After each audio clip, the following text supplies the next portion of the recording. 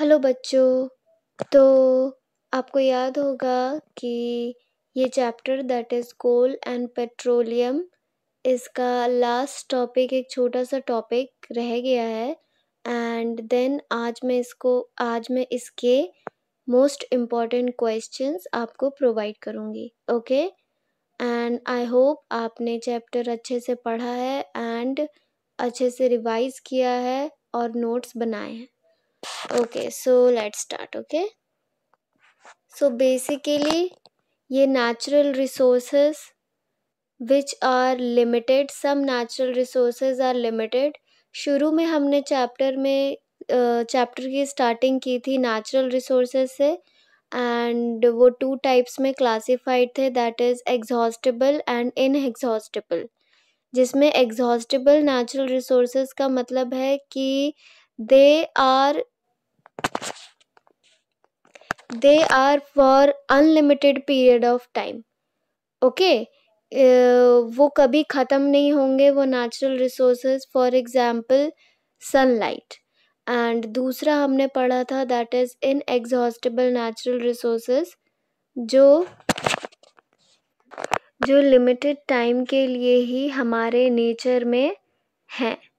Okay, so basically ये उसी topic पर है कि some natural resources are limited. जैसे वाटर हो गया, ठीक है, ड्रिंकिंग वाटर की कमी है हमारे अर्थ में।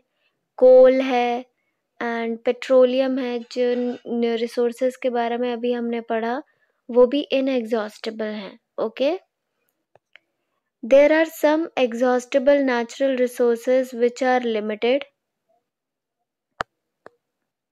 सॉरी, मैंने एक छोटी सी मिस्टेक शायद डेफिनेशन में कर दी है। Inexhaustible and exhaustible natural resources में इनएग्जॉस्टेबल वो नेचुरल रिसोर्सेज हैं जो अनलिमिटेड पीरियड ऑफ टाइम हमारे नेचर में हैं, एंड एग्जॉस्टेबल नेचुरल रिसोर्सेज वो हैं जो limited period of time. I am so sorry. Okay, so there are some exhaustible natural resources which are limited. Coal and petroleum are fossil fuels. It required the dead organisms millions of years to get converted into these fuels. So basically formation of coal and petroleum दोनों हमने पढ़ा है कि कैसे dead organisms, जो field बंजर हो जाती है जहाँ पे कोई क्रॉप प्लांटेशन नहीं होता, उस लैंड में कैसे कोल अंदर ही अंदर फॉर्म हो जाता है, and on the other hand कैसे पेट्रोलियम जो है हमने देखा था वो ओशंस में फॉर्म होते हैं। ओशंस के नीचे जो डेड एनिमल्स, जो ओशन के लिविंग ऑर्गेनिजम्स रहते हैं, वो कैसे खुद को पेट्रोलियम में फॉर्म कर लेते हैं। More over, burning of these fuels is a major cause of air pollution. Their use is also linked to global warming.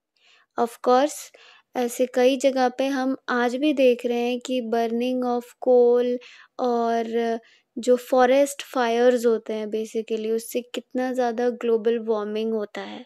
ठीक है, नेक्स्ट, ये इमेज आप देख रहे होगे कि एक जगह हरा भरा पेड़ है एंड एक जगह पूरा पेड़ जो है वो सूख चुका है। एक जगह हरियाली है और एक जगह पूरी आग की तरह ऐसा लग रहा है सब झुलस चुका है।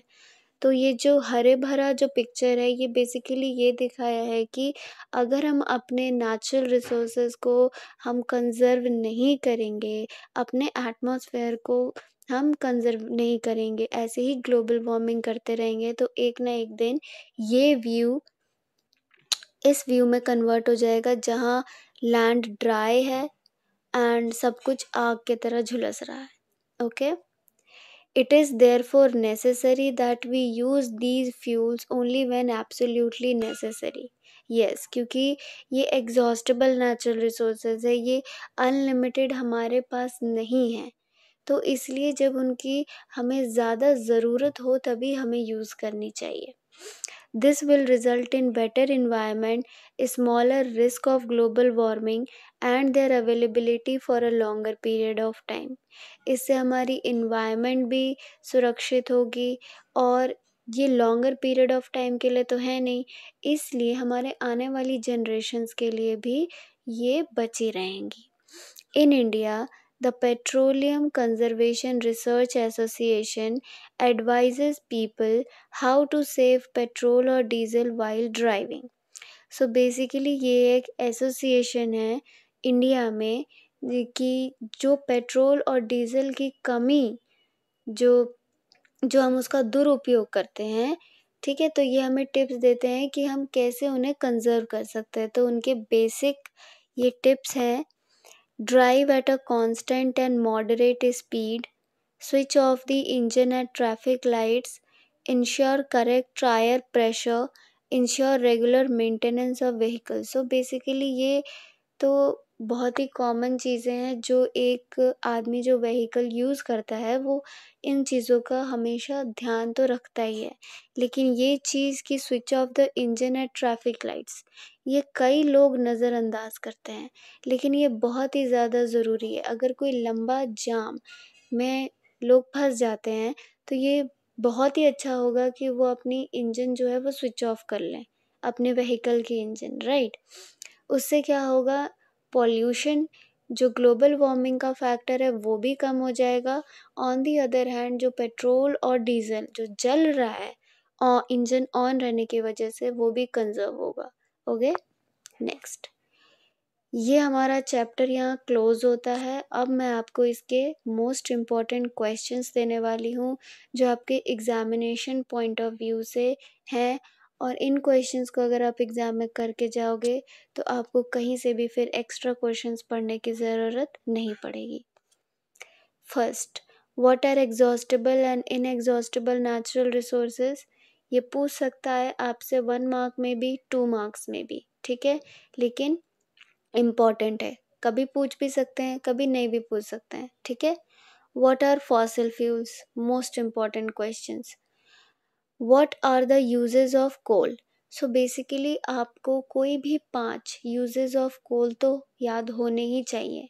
जो कोल की मदद से जो 3 बेसिक चीज़ें जो बुक में प्रोवाइडेड है, that is coke, coal tar and coal gas, ये तीनों भी, ठीक है, इनके यूजेस कैसे फॉर्म होते हैं, मेनली ये तो कोल के ही यूज़ से ही ये तीनों फॉर्म होते हैं, तो ये इसी के अंडर आ जाएंगे। Okay, explain the formation of petroleum, most important question है, पूछा जाता है, ठीक है। What are the uses of natural gas. 3 to 5 आपको अगर यूजेस वाला क्वेश्चन पूछ रहे हैं, यूजेस वाला टॉपिक अगर आप पढ़ रहे हो तो आपको 3 to 5 कम से कम मिनिमम 3 यूजेस आपको याद होने चाहिए और maximum 5। Okay, what are the tips by PCRA to people for saving petrol और डीजल। ये क्वेश्चन जनरली तो नहीं देखा गया है, लेकिन फिर भी एडिशनली आप करके जाओ। Okay, what is CNG, most important question, हर बार पूछा जाता है। What is a petroleum refinery, okay, ये भी पूछ सकते हैं 1 मार्क में। ओके, सो ये होता है हमारा chapter close, coal and petroleum, हमारा चैप्टर अब क्लोज होता है। ओके, अब मैं नेक्स्ट क्लास में नेक्स्ट चैप्टर स्टार्ट करूँगी। ओके, तब तक आप इस चैप्टर को अच्छे से रिवाइज करो, लर्न करो, नोट्स बनाओ और क्वेश्चंस को 2 बार, 3 बार, 4 बार उसे पढ़ो। Okay, so thank you so much, और मेरी वीडियो अच्छे लगे तो लाइक करना और मेरे चैनल को सब्सक्राइब करना। Thank you so much.